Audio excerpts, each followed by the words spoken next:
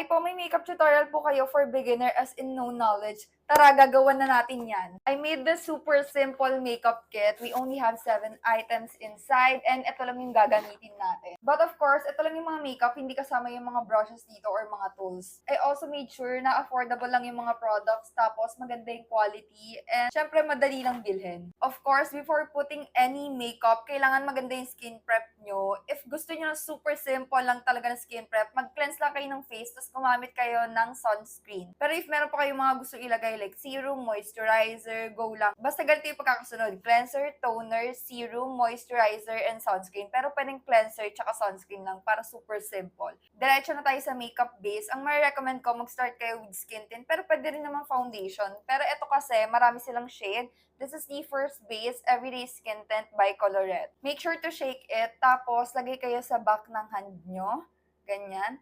Or pwede rin kayong mag-apply ng ganyan. Very detailed tong makeup tutorial natin. Kapag ilalagay nyo siya sa hand nyo, spread nyo lang na ganyan.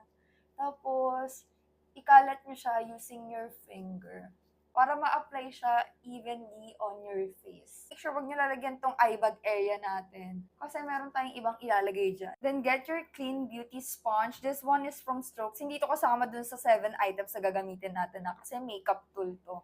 Ipat-pat nyo lang yan sa face nyo para mag-blend siya. Para mas masok siya dun sa skin nyo, gano'n. Kung mag-blend kayo ng base makeup, medyo iganon nyo sa nose, no? Para yung curve dito, malalagyan din ng product. Para mas mukha tayong fresh, gamit tayo ng concealer. Lagay lang natin yan dito sa under eyes natin. And pwede nyo rin to gamitin if meron kayong mga tigyawat. Pag meron kayong tigyawat, guys, iganyan nyo muna. Lagay nyo muna sa finger nyo. Huwag nyo directly apply para hindi makontaminate yung product. Kung alam nyo marami kayong cover, lagay nyo muna sa back ng hand nyo. Tapos dito na kayo kumuha. Ganyan-ganyan. I-tap-tap nyo lang using your finger para ma-keep yung coverage at ma-blend siya at the same time. Ito na rin yung gagamitin ko sa mga veins. Nakikita nyo may mga veins ako dyan. So, takpan natin yan. Kasi yung skin tint, hindi naman siya full coverage. By the way, this concealer is from Lucky Beauty. Ito yung serum concealer nila in the shade Henna to. Bagay talaga to sa beginners kasi ang dali lang nito i-apply. Ang dali niya lang i-blend. Hindi rin drying yung formula niya. Pati sa under eye, finger mo na yung gamitin mo para keep yung coverage. Then, balik tayo sa damp sponge natin at pasadahan lang natin na ganyan para mas seamless siyang tignan. And para mas even yung pagkaka-apply. Tapos kung ano yung tira, ilagay mo dyan sa lids mo. Para kahit paano ma-even out siya, di ba? And make sure nyo walang creases kasi magsaset na tayo ngayon with powder. Pasadahan nyo lang ulit ng sponge nyo. Kuha kayo ng powder puff and I'm gonna use this translucent powder from Vice Cosmetics. Para lang maset yan, pero wala tong coverage. Set niya lang talaga yung base makeup natin. This is the Endless Universal Fix Baked Setting Powder. Again, before nyo iset yung lids nyo, kailangan i-blend nyo muna siya with the sponge kasi syempre may mga lines dyan. Tapos kunin nyo na ulit yung powder puff nyo at iset nyo na yan. Ayan, diba? Ang fresh na natin pero it doesn't feel heavy. Make sure walang product yung brows natin. Linisin nyo lang siya saglit ng wet wipe. Tapos, patuyuin nyo using tissue. Actually, pwede nyo itong unahin yung tinted brow gel. Di lang ako sanay na inuuna. Gamit tayo ng tinted brow gel para ma-tint and ma-hold na yung brows natin at the same time. Pero isang product lang. Pero make sure, pag gagamit kayo yung tinted brow gel, always remove the excess sa brush. Kasi kapag directly apply niyan, sis, magmumukha kayong Betty LaPea. Ano ba yung Betty LaFea o Betty LaPea? Hindi ko alam. This is the Maybelline Tattoo Brow 3-Day Styling Gel. Apply nyo lang siya na ganyan. Very light-handed lang dapat. As you can see, hindi siya ganun ka-pigmented kasi tinanggal natin yung excess product sa brush. Mas maganda na pa konti-konti lang yung paglagay kasi mahirap na magbawas ng product pag nasa face nyo na. Pero madali lang naman magdagdag, di ba? So, this is the before and this is after. It looks very natural pa rin, di ba? Pero parang mas fuller na tignan yung brows natin. If parehas tayo ng hair color, this shade gray-brown will suit you din. Parang na tayo nag-eyebrow pencil tapos eyebrow gel, pero isang product lang. And next, mag-add na tayo ng color sa face natin. Gamit tayo ng powder blush for that. Di mo na tayo mag-cream blush or liquid blush. Ito muna. Kasi long-lasting naman siya and super dali lang nito gamitin. Kung walang kayo ng blush brush, yung hindi masyadong dense, yung medyo parang maluwag siya, ganon. Samayin ko lang tong dalawang shade na to. This is the Chuchu Beauty Heart Blush Duo in the shade Pretty Betty. Tapos, ilagay nyo lang siya dito.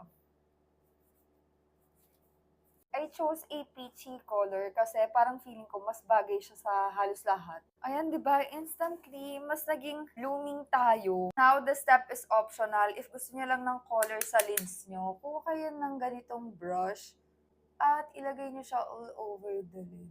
Again, pa konti-konti lang ang lagay. After nyo siya kunin sa pan, iganyan nyo para matanggal yung excess product. Swirl nyo siya para ma-blend, lalo na yung sa bandang edges. And kung anong lash curler nyo dyan, sige, i-curl nyo na yung lashes nyo. If gusto nyo super affordable na waterproof mascara, ito yung tina-trust ko na brand for this. This is the waterproof mascara from O2O. Start kayo sa may bandang root, tapos i-wiggle-wiggle nyo yung brush. Zigzag motion, ganon. From the root to tip. Pero kung mabilis bumagsak yung lashes nyo, recommend ko, wag nyo isagad sa may root. Pero ako, okay lang naman. Zigzag lang, tapos pataas. Usually, 2 coats of mascara yung ginagawa ko. And may fiber tong mascara na to. So, minsan may mga nalalaglag siya na fiber, pero hindi siya nagkakalat. Ganyanin nyo lang. Tanggalin nyo lang ng finger nyo or brush. Ayan, sa top lashes muna ako naglagay since beginner nga tayo. Pero if gusto nyo rin maglagay sa bottom lashes, pwede rin naman. And malapit na tayo nga tapos. Sinisin nyo yung lips nyo with wet wipe. Tapos make sure dry siya. Ipat nyo ng tissue, ganon. Tapos, ito yung recommend ko na lipstick for beginners dyan. This is the Sassy Colors Velvet Matte Lip Cream. Super comfortable to wear. Tapos, ang dali niya lang din i-apply. Lagay muna kayo sa bottom lip. Tapos, i-dip nyo ulit at lagay na sa top lip. And i-press na lang yung lips nyo together para ma-activate yung velvet matte effect niya. Kasi parang dun siya lumalabas kapag ginanyan nyo. By the way, this is the shade Toasted Tango. Feeling ko kasi bagay siya sa Filipinas skin tone.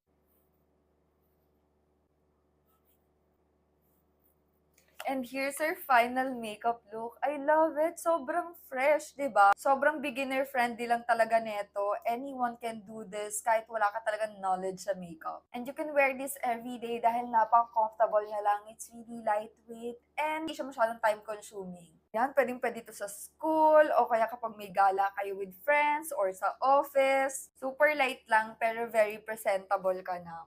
If you want an upgraded version of this beginner makeup tutorial, yung parang mga glam-glam naman ng konti, just let me know. So, yun lang guys. Bye!